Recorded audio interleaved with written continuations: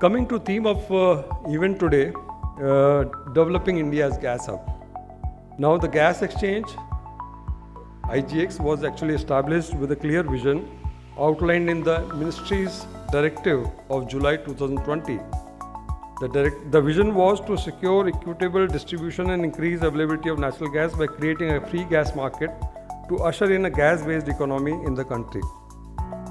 And as we believe that as India being one of the large consumer of gas, establishing a liquid gas hub definitely will help enhance and further the vision which was given to us.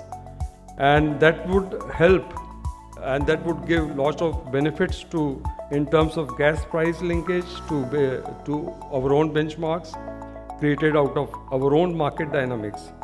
As we understand, gas hub functions across 3 layers, and this is like our understanding. Of course, we will get more feedback from the market participants as we go and discuss more. And we believe that these 3 layers we need to strengthen for developing our own India's gas hub. First layer, what we call as hub layer, is a physical layer. Of course, physical along with the regulation and the necessary enablements through the policy and regulation.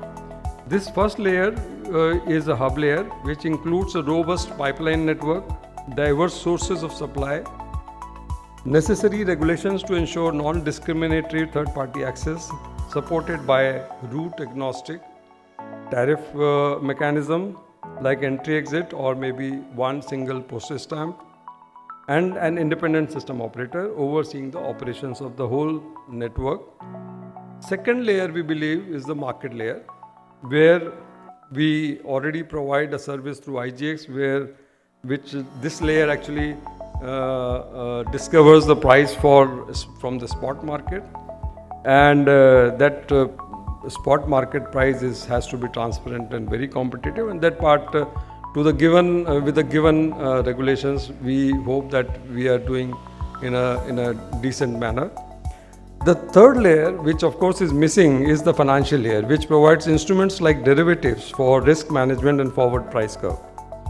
And while now we have established the operational market, which is operational market layer in the form of IGX, it is foundational hub layer of gas trading hub that requires attention and maybe more interventions. We feel if we move from physical hub to virtual hub, that can help to move from 16 delivery points today, which actually fragments the whole market, to one single virtual hub. And that's possible, what we have seen earlier, and maybe in Europe it's very common, every country has got only one virtual hub. So that actually brings all the liquidity in one place.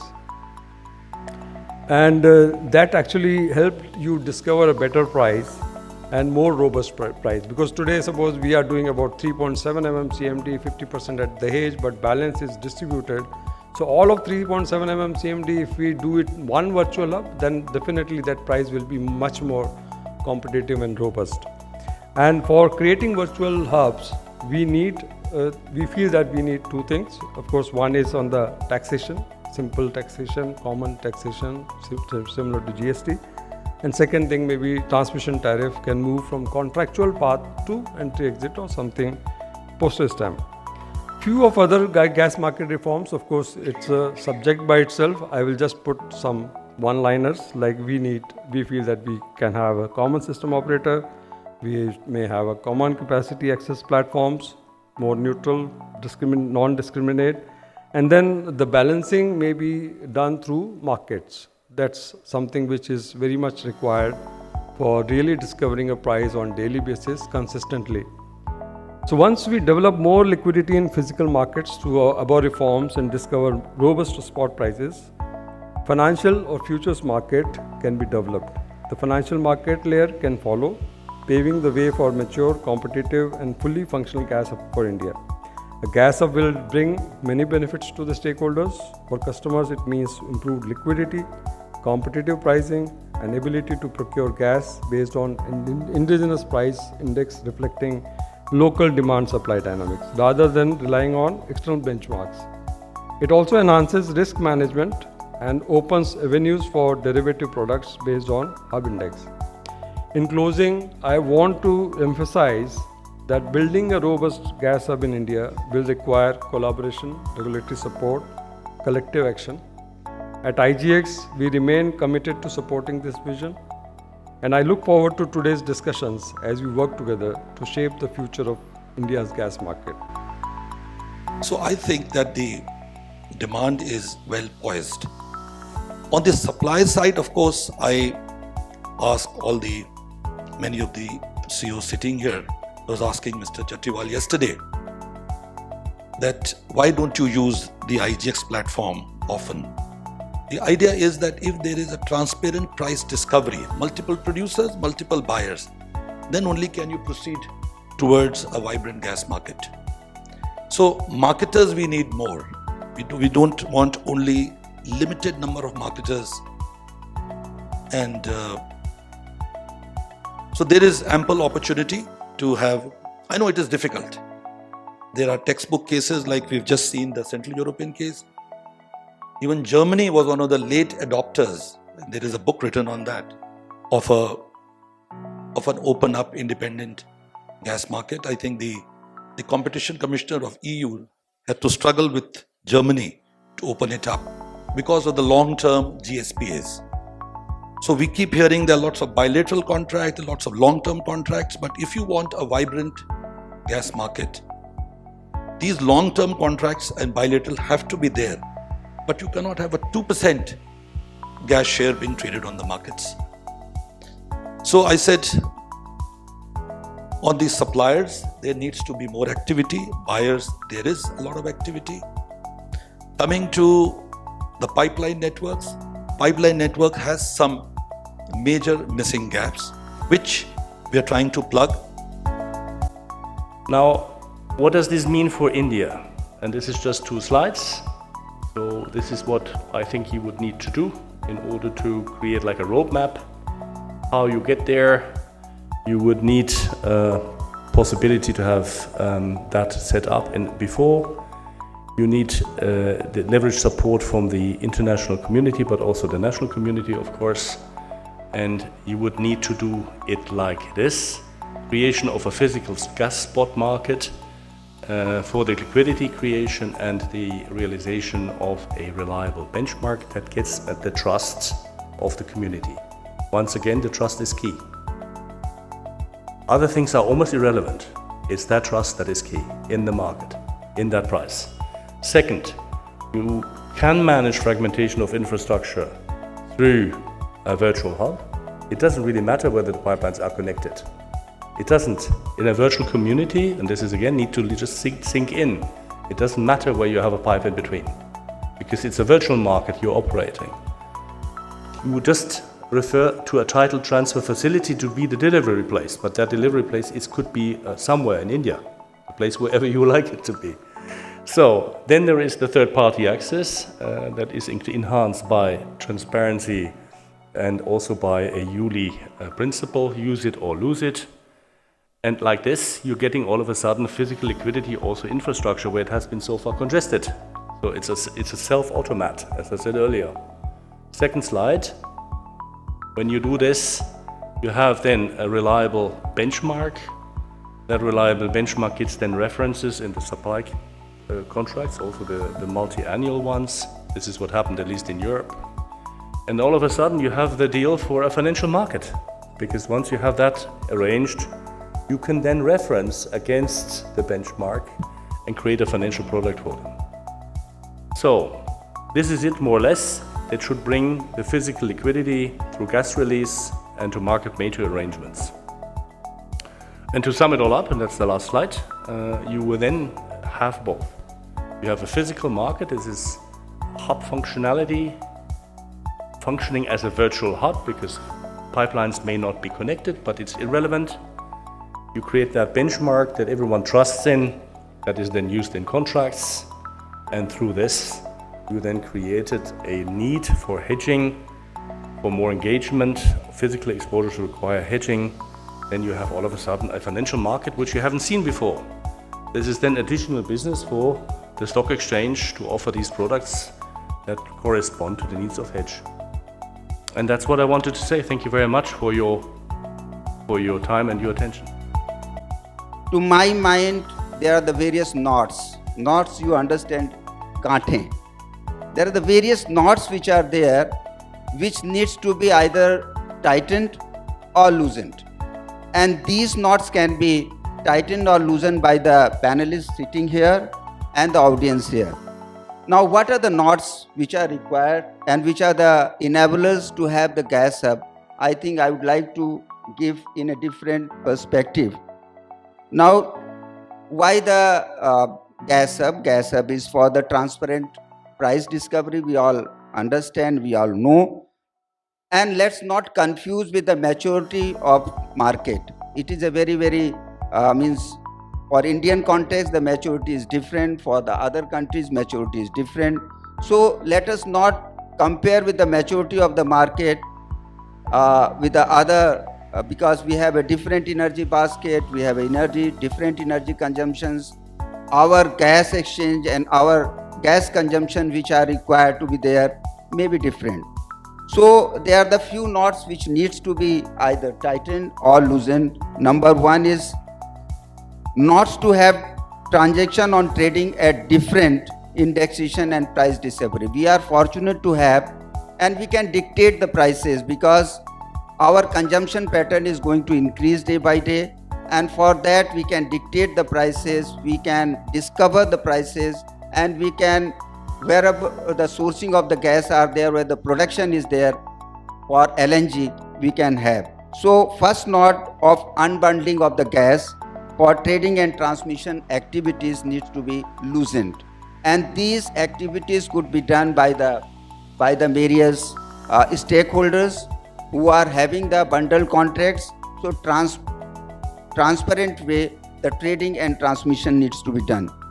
Not to have the third party access. This is very important, and PNGRB is also working to have third party access. So this is another knot which needs to be loosened.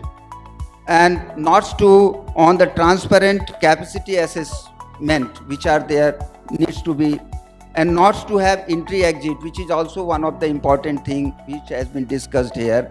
And PNGRB on the unified tariff, and we are going to have one tariff in the days to come. And then further we are thinking, and we are also working on the having the entry exit system.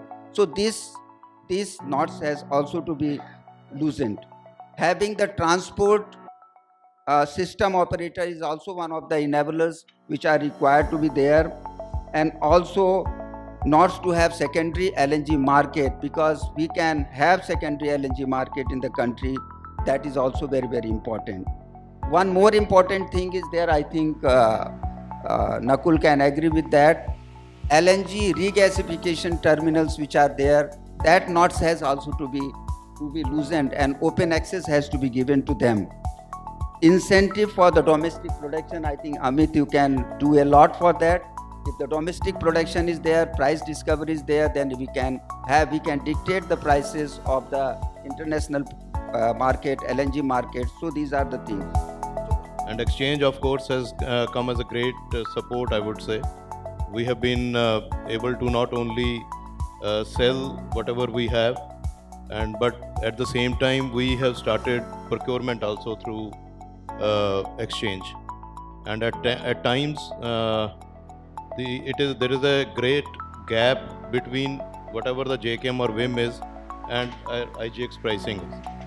So therefore it becomes very lucrative at times for us to procure gas from IGX, and in times to come what we are strategizing is that we'll be procuring more and more gas from IGX, so that we are able to trade that into the market.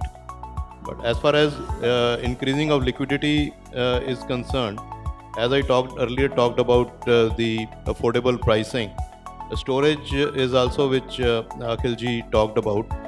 The country has a storage of only 23 cargoes as of now.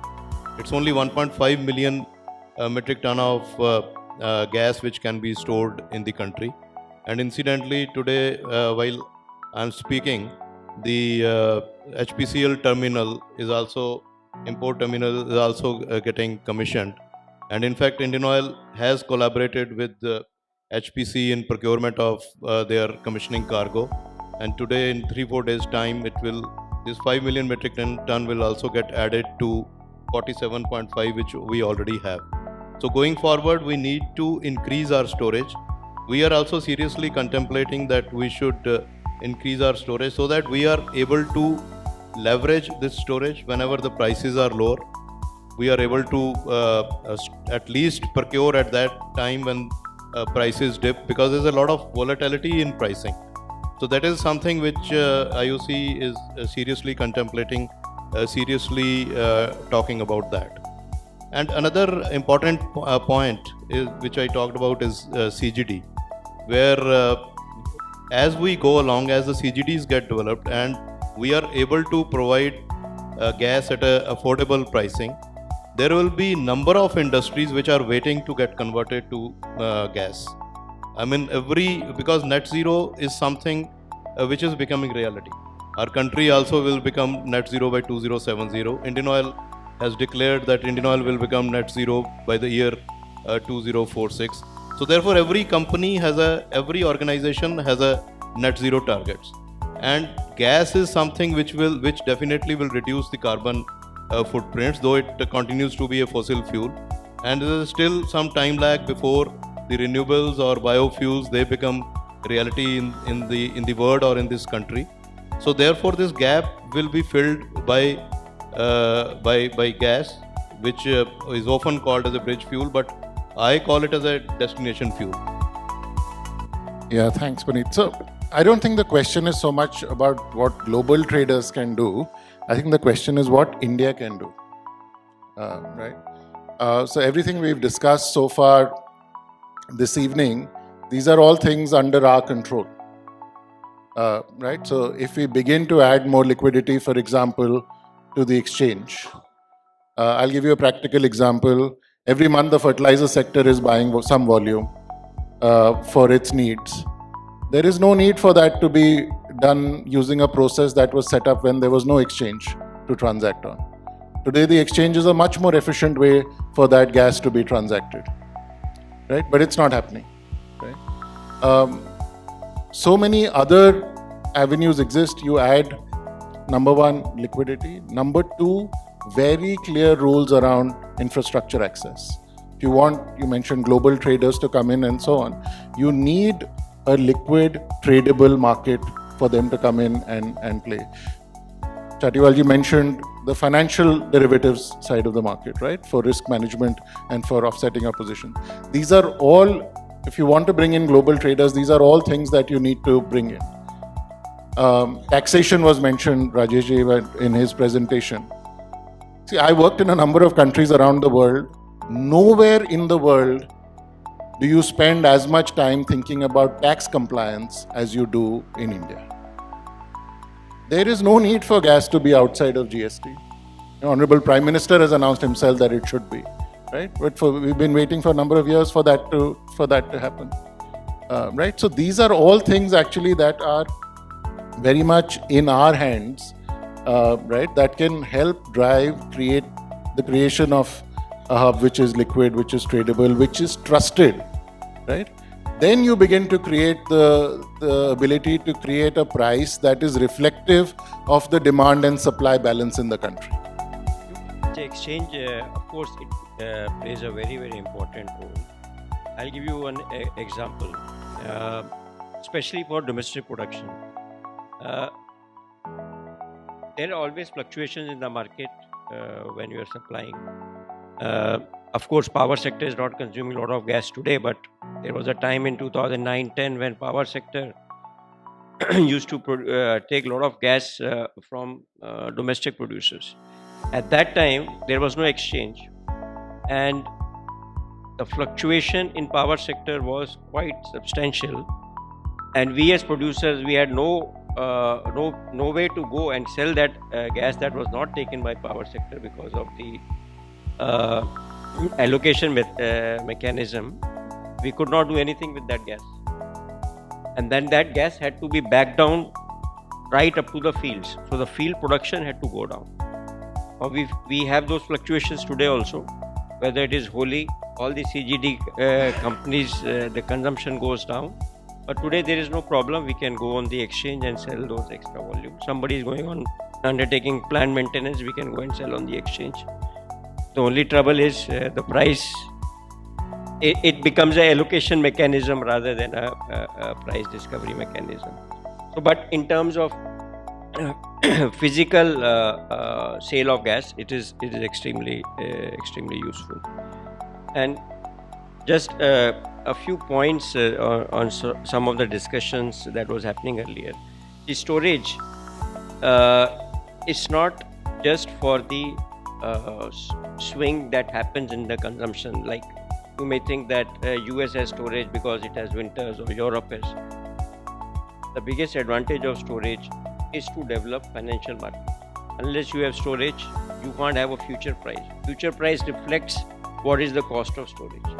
So that from that perspective, storage is very important. Unfortunately, we have very small storage, and that storage, Jain Sahab, is not storage per se. It is just a working capital in terms of supply and offtake. So we really need to build some good storage. And one very important comment, it's very encouraging to have a regulator like Tiwari ji. I think he mentioned 7-8 points. If in his tenure he is able to achieve 60%, 70% of that, I think this 2% on exchange will very easily go to 20%. Thank you. So I would say that the exchange, and that too a very efficient exchange, is the need of the hour for not only for CGD but for entire sector if we have to grow.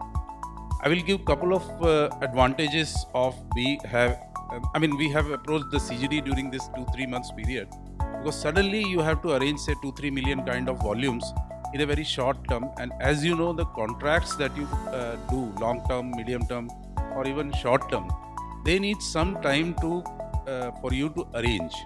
Now if you don't have any mechanism, what is the option left is either you go to the exchange or something like that. But unfortunately the exchange, the whatever value they track, or the buyer and seller are looking at some value or the index, that is the JKM. Platts JKM is the reference point for all of us that the exchange tracks. So we need to have our own benchmark price, I would say, because the seller is looking at the price, higher price to sell, and buyer is looking at a price which is affordable to him. We do short-term tenders, 1 month, 2 months, and I'm very happy that now we have the 3 months, 6 months contract. Unlike right now we have only weekly kind of things or day, intraday. So with 3 months, 6 months, the flexibility will improve, and for both the buyers and sellers, and so that one is the price discovery mechanism is very transparent in an exchange. So that we are very happy. But the spread, because of the liquidity, the spread between the buy and sell is still very large. That we would like that the gap should be narrow. So maybe the market makers, the big sellers can become the market makers to fill that gap, I would say. I mean, that is just a suggestion, that the big sellers like IOC is number 2, GAIL is number 1. So they can become market makers and bridge that buy-sell gap with some volume so that the liquidity improves in future. Second is the most important advantage, I would say, is the regulatory risk is not there. So both the buyers and sellers are well protected. The transactions are very transparent manner. You have number of sellers. I mean, every seller is available on the exchange, and all the potential buyers are also there. You have 200 plus members now, or traders. So that I'd say is the positive, and every month, every week, the numbers are increasing because more and more people are accessing the exchange. So that is one point.